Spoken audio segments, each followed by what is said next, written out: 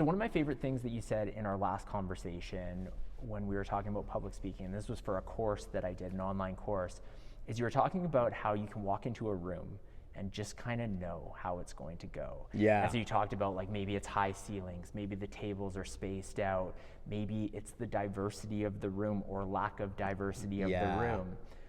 Can you break that idea down once again? But also, the second part to that is when you walk into those rooms where you're like, damn, high ceilings, spaced out, how do you get past that? Yeah.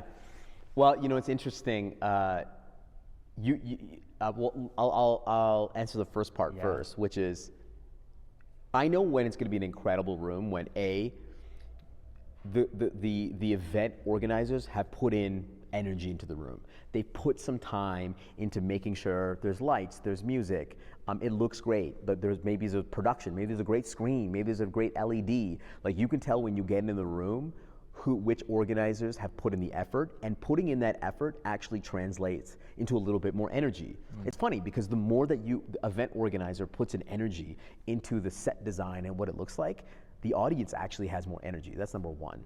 Number two is, just like in a comedy club, the reason why a comedy club is low ceiling, it's because that energy is trapped, right? It's trapped in that room. When people are sitting side by side, it's a tight room, there's lots of people, you can feel the energy, you can feel the buzz. If it's spread out just like this, if it's a high ceiling, that energy is gonna dissipate, right?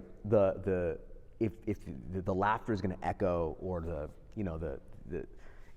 the ability to contain the energy in a room is probably the most important thing. I'll walk in a room, I'm like, this is gonna be a smash. I could have a mediocre day and this is gonna be a smash. And then if it's gonna be a bad room, that's okay too. That's part of the training. That's part of the challenge of dealing with a room that may not be receptive to your ideas. In those particular situations, I think what I normally do is I try to maybe remove a little, I put a little less humor in it, and I try to dial in and make it more strategic and more customized, and give them more, I would say, more tactical takeaways that they can take home, where in another room I might be more fun, right? If a room is not receptive to having fun, then I think I just do it a little bit less. I think every room should have fun, by the way. Every room should have fun.